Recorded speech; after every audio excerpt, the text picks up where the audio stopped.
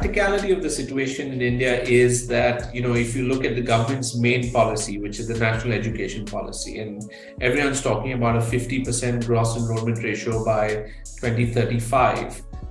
Today, with us being at 27%, we have about 35 million odd students in higher education. And to take it to 50%, we need another 37 million in higher education in the next 7 years.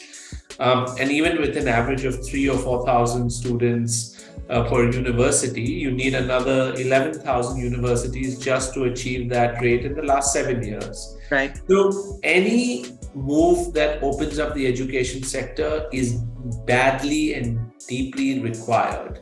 I think the question will be is whether do any really good universities of repute come to India? Will the top guys come?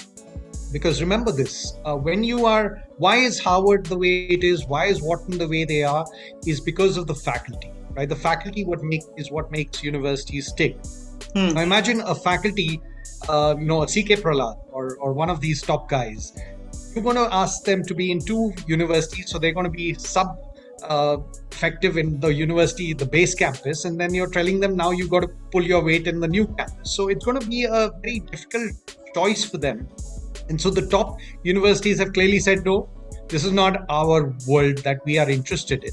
We are Harvard because there'll be only one Harvard. What I find very important is now the place of India in the world, and we see every day in the news how important India is in terms of strategy, economy, market, everything.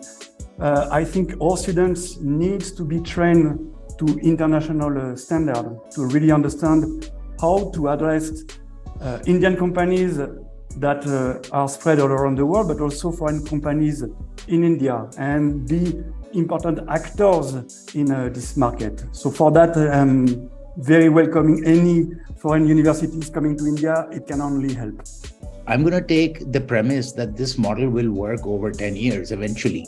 And if it does, it improves the entire ecosystem of the younger generation with whom we are working, which means talent gets retained in India, the corporates get to hire better talent, the professors, the faculty opportunities increase, and the impact on our economy in general is going to be net positive.